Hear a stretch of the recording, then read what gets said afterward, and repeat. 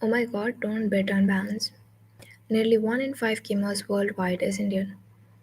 But while 591 million people in India play, the country contributes barely 2% to global gaming revenues. That's because India's market isn't built on blockbusters or studios but powered almost entirely by online gaming money. In 2024, 27,000 crore rupees, $3.2 billion, or 32 crore rupees, 22,000 crore rupees, Indian market came from these high-risk mobile-first platforms. Globally, market games account for 40% of revenues. In India, they dominate at 85%. The picture is clear. India is a mobile-first, revenue-light, and mostly playing with fire. Build games don't break the bank. Esports often gets billed as India's next big gaming frontier, with government policy papers too nodding at its promise. But let's stay real. The entire global esport economy industry is worth just $3 to $6 billion, depending on who you ask.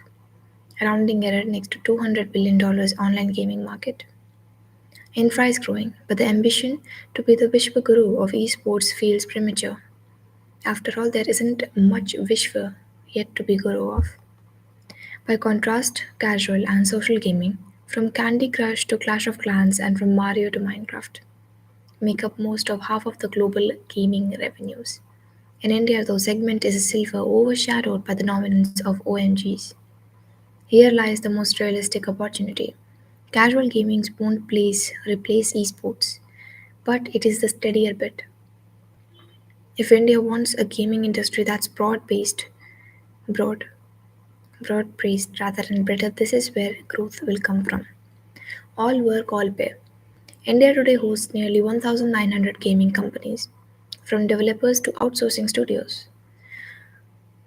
Most people are directly employed in gaming. A 40-fold increase since 2018 has been seen. The surge is impressive but built on a narrow base, as perhaps 3 or 4 would be tethered to OMG. And that matters when we talk of bands.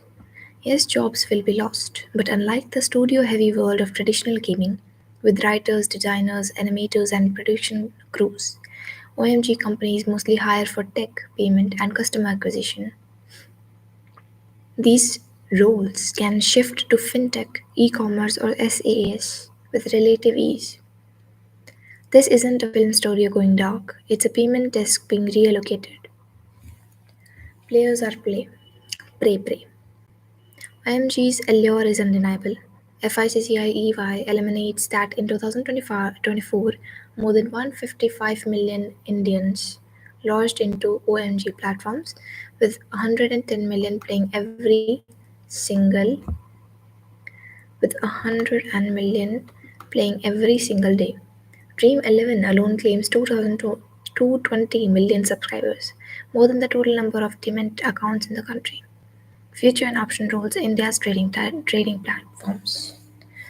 Money gaming rules in its living room. But beneath the dopamine rush, government data shows players cumulatively lose around 20,000 crore annually, roughly 73% of the India's industry's revenue. Averaged out, there's only 444 rupees per person annually. But like futures and options, the problem isn't the average but the extremes, amplified by a base of hundreds of millions. Some lose catastrophically, often with tragic consequences. Tamil Nadu saw 47 cases of suicide over such losses in the last 5 years. Karnataka showed 32 cases in just the past two. If addiction wasn't treason enough, OMG has also become a laundromat with dirty money. Official estimate that more than 4,000 crore rupees has been siphoned abroad through shell funds, proxy accounts, and misdeclared remittances. Offshore betting platforms alone cost India about $4 billion in lost GST, more than OMG's entire annual revenue, and 642 offshore gaming entities are now under investigation for tax evasion. Black market jackpot. Faced with this cocktail of addiction, losses, suicide, and laundering, the instinct to simply outlaw MGs is understandable. Ban the platforms, and on paper, the Squid Game is over. The trouble is, prohibition rarely delivers what it promises, and more often, it is where the real problem versus. History often offers plenty of cautionary tales. America's alcohol ban in 1920 didn't end drinking, it made bootleggers rich. India's own experiments with prohibition in states like Gujarat and Bihar have spawned thriving liquor mafias. Even China's attempt to curb online gaming with strict time limits will simply have teenagers to be around grey market workarounds, to become pushed to grey market workarounds. A blank ban on OMG risks the same fate. VPNs will mask users, offshore platforms will thrive, and shadow operators will step in to serve the demand. Some of the biggest OMG firms are already preparing for precisely that playbook. And when the game goes underground, the most vulnerable rush in first to operators who are free of oversight, accountability, and from having to pay taxes. Don't ban games, fix rules. Globally, regulators have faced the same dilemma. Belgium and China chose hard bans on gambling like mechanics, while countries like Austria and UK allowed them but with fences, disclosures, spending caps, clear classification. Now listen, regulation works best when it is acknowledging human behavior.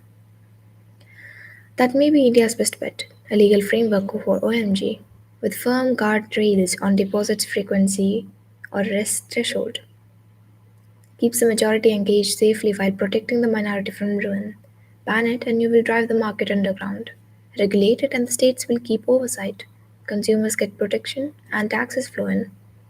India's dilemma is not about gaming alone, but about how a young mobile first nation balances one, freedom and safety. Real victory isn't ending the game, but keeping it in play.